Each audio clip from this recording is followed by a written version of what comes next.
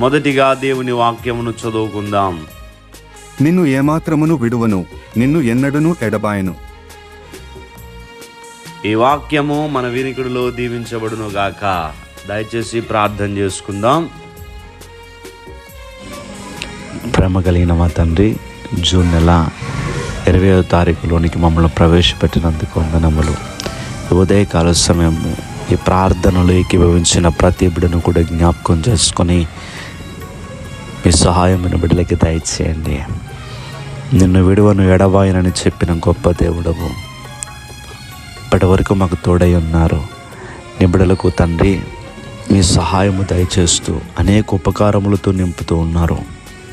అనేక మేలులు చేస్తున్నారు. వారి జీవితంలో ఎన్నో సమస్యలను అధిగమించగలిగినటువంటి ఆ మానసికమైనటువంటి ధైర్యమును నీ బిడ్డలకి దయచేశారు. మీ మేలులతో ప్రభువా వారిని నింపి ఉన్నారు. అందును బట్టి మీకు వందనములు.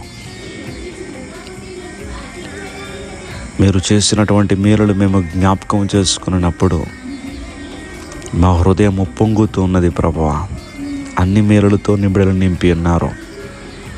ఇంకా ఎవరైతే సమస్యలో ఉన్నారో వారికి కూడా నా దేవుడు నా జీవితంలో ఎన్నో కార్యములు చేసి ఉన్నారు కనుక ఈ సమస్యలో నుండి నన్ను విడిపించగలరు అనేటువంటి ధైర్యము వారికి దయచేసి ఈరోజు అంతా సంతోషంగా ఉండేలాగున సహాయం ఇచ్చామని యేసుక్రీస్తు వారి యొక్క నామం పేరట అడిగి వేడుకుంటూ మా పరమ తండ్రి. Amen, amen, amen.